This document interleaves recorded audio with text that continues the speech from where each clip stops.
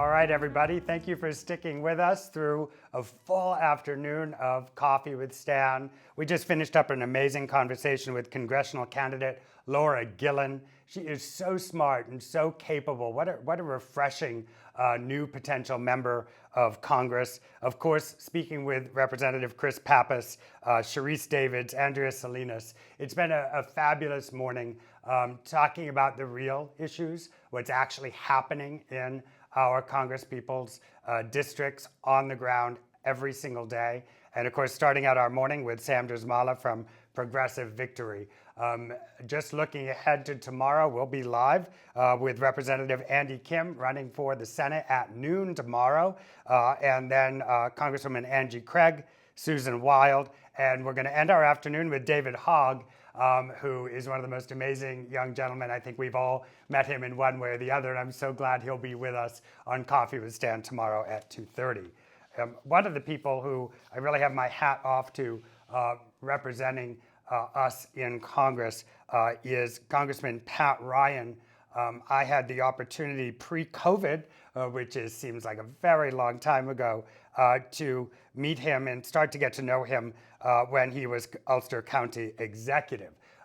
And luckily for Ulster County, he was there working throughout COVID, managing to bring the kinds of relief that the people in his county needed. And then now sitting in the halls of Congress and fighting for so many of the things that are important to all of us. So Congressman Pat Ryan, thank you so much and welcome to Coffee with Stan. Hey, Stan. Thank you for having me. I can't see everybody else, but I'm sure everybody's there and great to be with you all. They're all there, and thanks to technology, they'll be there now and then in repeat. And we will be encouraging them to get to meet you so they understand that if they were to donate some resources your way or come and knock on some doors or make some phone calls or simply share our interviews so that the sound of your voice and the experience that you've brought to our government can be understood in the way that I've understood it over these past few years. You know, Pat is the first West Point graduate to represent the Academy in the U.S. House of Representatives. That's a pretty cool thing. And also served 2 combat tours in Iraq, earning 2 Bronze Stars. And for that, we thank you for your service very, very much. Pat, one of the things that has always struck me about your approach to government, and maybe it's because of where you grew up and the people that you represent, is that it has always seemed to me to be particularly nonpartisan, that you are an American. And I feel that the topics that I'd love to go to and talk about today with you are really about that. And I'd love to start with small business. Because you are a small business owner, you were, and my family has been, I am currently.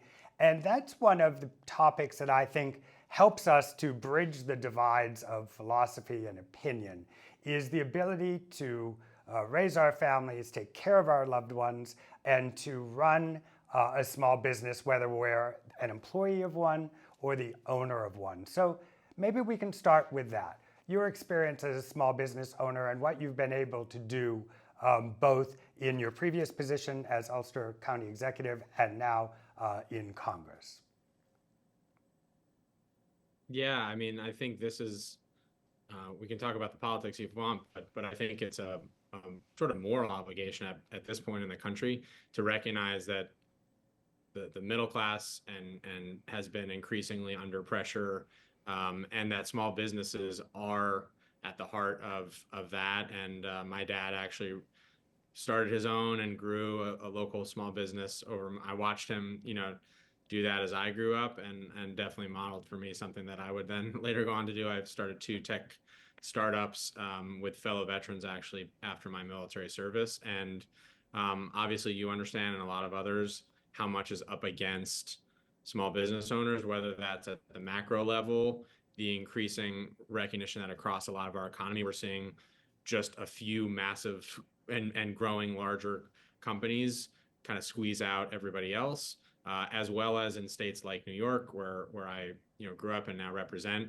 There are just like a ton of accumulation of well-intentioned, but I think increasingly tough regulations and things in place that make it really, really hard to have a level playing field. So a lot of the work I did in my last job in local government, as you alluded to, Stan, was to bolster and work with local small businesses in Ulster County, which, by the way, is places like New Paltz, Kingston, Woodstock. Now I represent Rhinebeck, Beacon, and areas like that for folks from New York City that might know the area.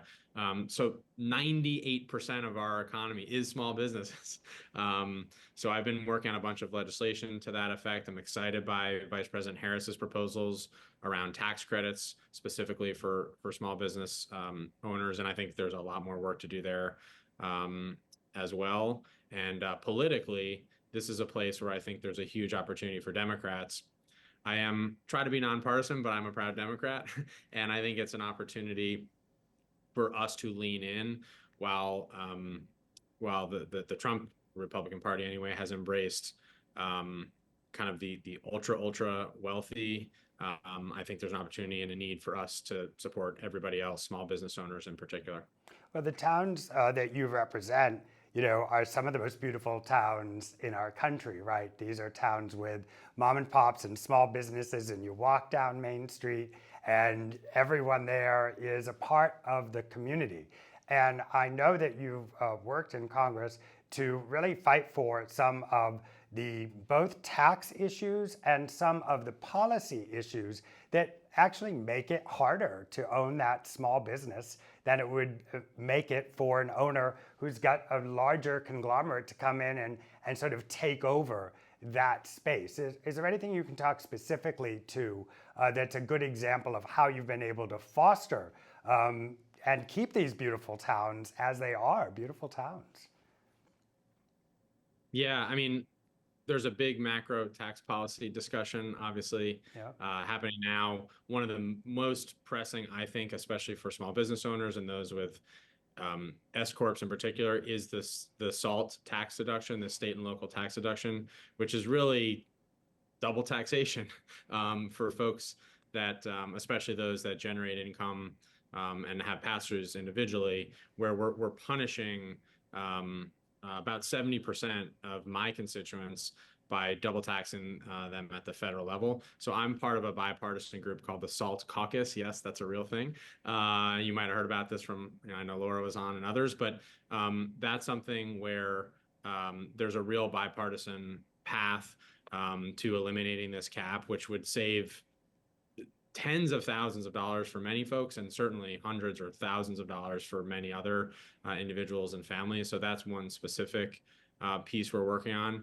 Another area that I've been focused on, have several pieces of legislation we're moving, is actually veteran-owned small businesses. This is something very personal to me, where I really started my business to help veterans coming home from deployment, like get home, reconnect, be able to provide for their family, have purpose, and of course have income and so on. But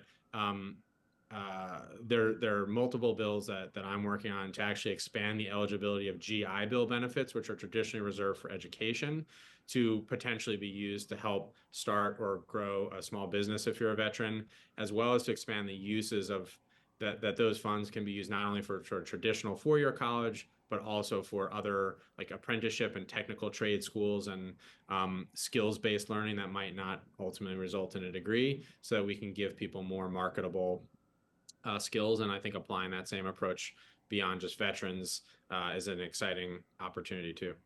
Do you mind, Pat, taking us behind the veil a little bit of the SALT Caucus work? So can you help us? So I would ask this question. What's the argument against, right? What are you trying to convince people of? Because maybe if you help us to understand what is the opposition's opinion here, if there even is one, or maybe it's just a political position, maybe there's nothing there, but what is it? What are the things that they're advocating for against the SALT Caucus work that you're doing? It's interesting. This doesn't fall on normal sort of red and blue Republican and Democratic lines. It's more actually about the state that you're from. Essentially, the argument against lifting this cap is essentially that in the eyes of those that oppose it, it's sort of rewarding bad behavior. What basically the way this plays out is if you're a state like New York, we have higher state and local taxes, mostly for education and school taxes, but for other things too, infrastructure or whatever the case may be. So the higher your state and local taxes are, the more you can, in theory, deduct from your federal taxes, saving you money. In red states that tend to have less public investment in education and infrastructure in other places, they have lower state and local taxes. So essentially, many states like Florida would argue they are paying out of pocket to help fund things in New York that we're investing in. That is not actually an accurate argument. We actually in New York send more money to DC than we get back, as do most of the blue states. So I think lifting the SALT cap is actually a fundamental fairness issue. We did pass this through the House in the last House when the Democrats were in charge with Nancy Pelosi as Speaker. And I'm confident if we can flip the House again, which I think we will in 13 days in a wake up, we can pass it under Speaker Hakeem Jeffries. And then we got to get through the Senate, of course, but that's an important, that's the first step, is getting it out of the House. Well, thank you for being a part of that SALT caucus. It is a slightly funny name, but it's not a funny thing. And one of the things we've talked about today as a local issue is people then leaving states that where this just becomes, double taxation that is not helping anyone to grow their business, grow their families, take care of the people that they love. So I'd love to jump to the environment, if that's okay with you, because one of the things that strikes me about the area that you represent is how much the residents there who own the land are so involved in local, state, and federal programs that oversee water, oversee how the land is being utilized, whether it's raising animals or farming for vegetables and fruits. So can you talk a little bit about some of the work you've done? I know you've done a lot, but is there anything you'd like to talk about specifically around this topic of how to keep those farms sustainable in a world where we're dealing with extraordinary environmental change? Yeah, I mean, the second biggest sector in our district, even though you might not think it because we're an hour and a half from New York City, is agriculture, and so that's been a huge priority of mine. I spend a lot of time. Some of the best onions are grown in the black dirt of Orange County, and actually we're the #2 apple producer in the country, behind Washington State in the Hudson Valley.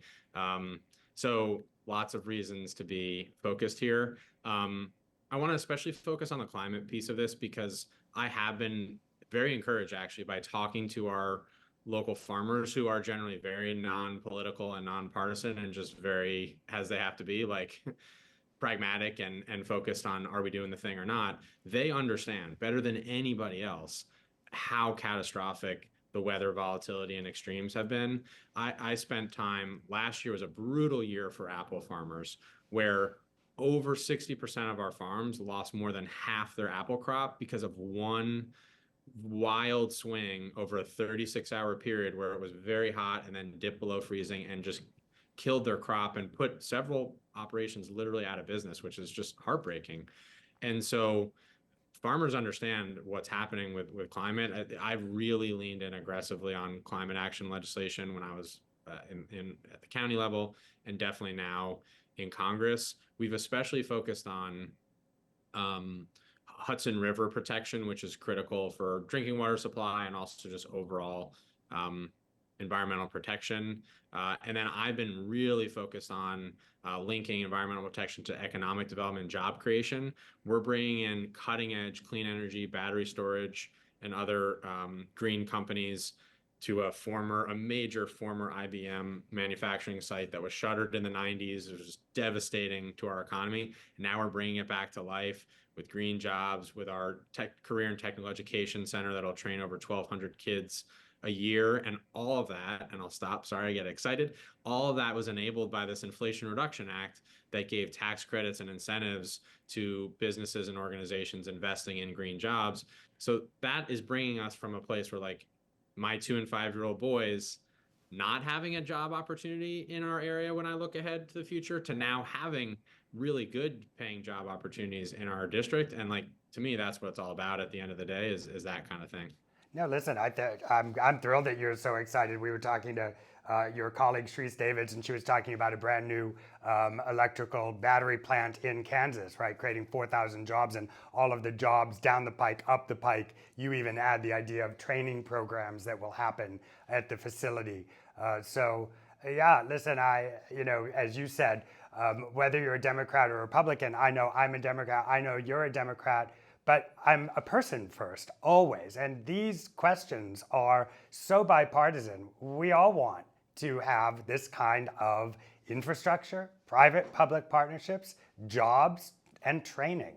So I love the excitement around that. And I'd love to jump to the military for a second. You know, we live in a world that is a little bit scary sometimes, especially if you watch a lot of news. There's a lot going on, and there's a lot of flashpoints and danger in the world. And your time at West Point, you know, you talk a lot about how that was a kind of a forging place for you in terms of values and in terms of a commitment to public service. As you think about how that has impacted your run to keep your seat in Congress and your interaction in Congress, can you talk to us a little bit about how the military is being treated, how the military is feeling today at a time where I know we all have to take our hat off and say thank you to those in service and keeping us as safe as they can?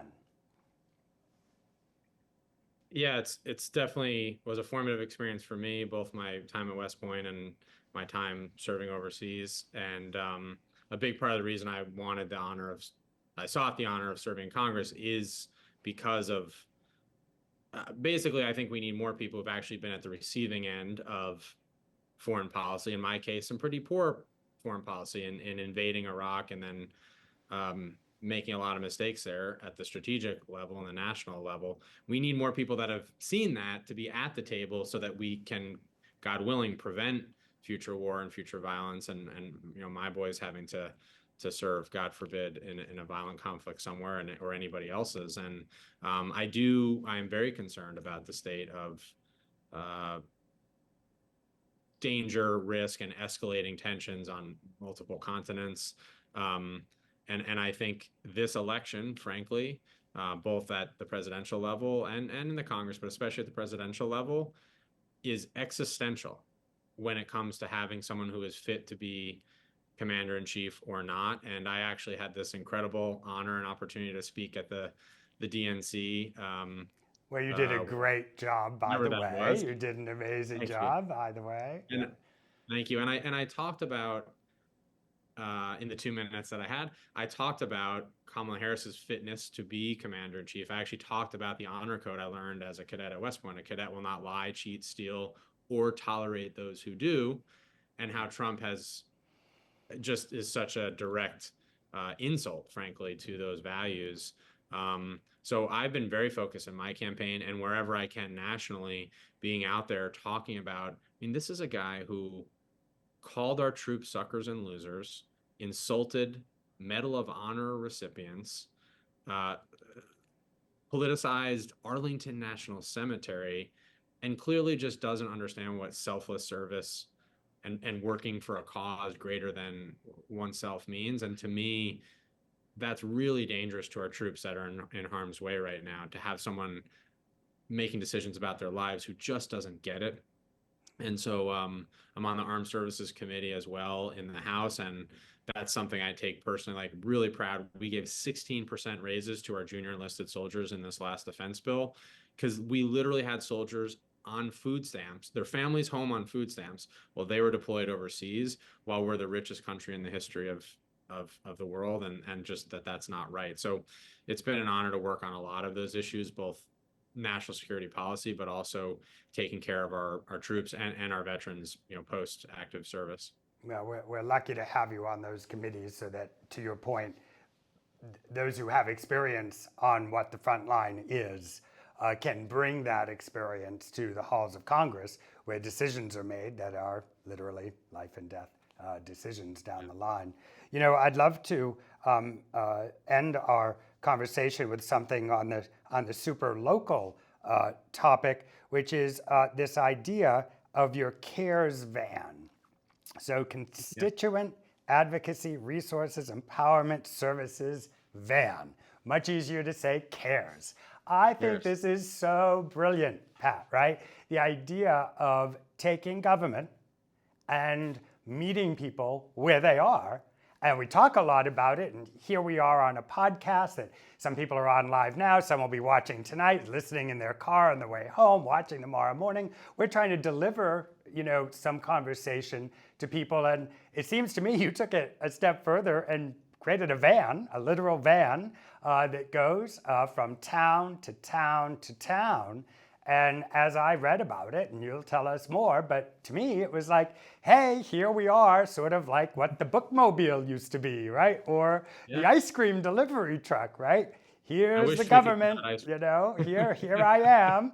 I'm here to listen to what you need. I read many stories of the kinds of assistance that you've given your constituents with getting through red tape and confusing government programs. So can you tell us a little bit, what inspired you to have the bookmobile of government called the CARES van? How'd you do it? Tell us. It's could be seen as cheesy, but I think it's actually essential and really important. And I have 82 different towns that I represent across 3 counties from the Connecticut border to the Pennsylvania border. So just physically showing up and doing it multiple times, we've stopped at all 82 multiple times now over the last 2 years.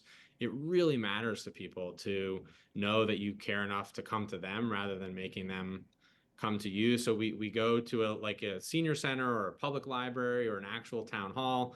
We set up for the day, we advertise ahead of time, we text people, we email them, we tell them they're coming, we put it on social media.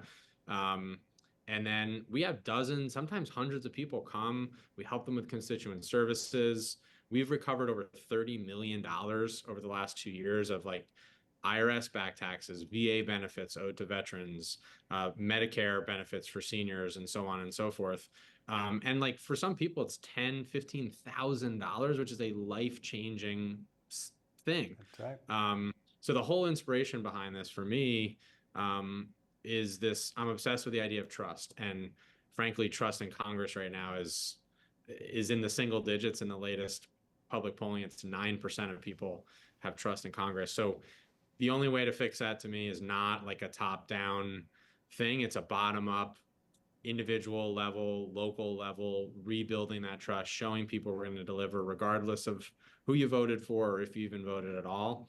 So we've helped thousands of people, and I hope in our district we've upped that trust number at least into the double digits, and we're going to keep going and going. And I think the especially important part is not to just show up once, but to come back over and over, because that's, as we all know, in any aspect of life, how you really build that trust. So hopefully we can bring that up across the country. Well, Congressman, you have my trust, and I hope after this conversation, you've built trust with a few people maybe that you haven't met yet and don't know yet.